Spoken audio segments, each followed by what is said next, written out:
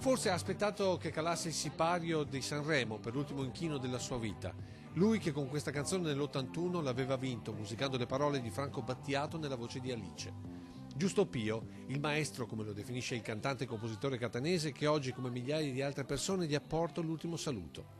Giusto Pio si è spento a 91 anni nella sua Castelfranco, che ricordava scherzosamente centro di gravità permanente di quella che definiva una vita meravigliosa, fatta soprattutto di conoscenza. Dalla vita che facevo prima, dalle esperienze, dalle conoscenze che avevo prima, dopo si sono moltiplicate alla potenza. Una vita meravigliosa per la musica, raccontava Giusto Pio della sua, in quel 2011, al passaggio per gli 85 anni. Nato a Castelfranco nel 1926, dopo gli studi veneziani entra nell'Orchestra Sinfonica della RAI. Un'esperienza che gli allarga gli orizzonti, ma anche lo stimola verso nuovi lidi musicali. Ecco perché gli studi fino alla direzione d'orchestra, ecco soprattutto le contaminazioni tra gli spartiti delle sue composizioni.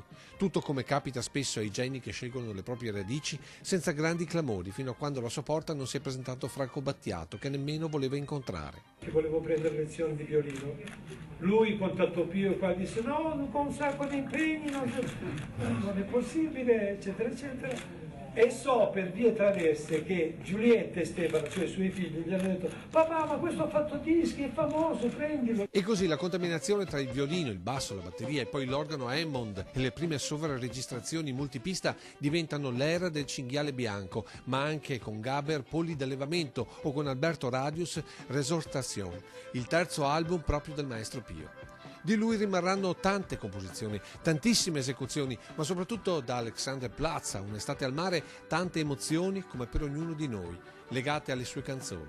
Del resto, come diceva Mozart, una delle magie della musica è il rendere immortali chi la plasma, e il maestro Pio lo sapeva fare benissimo.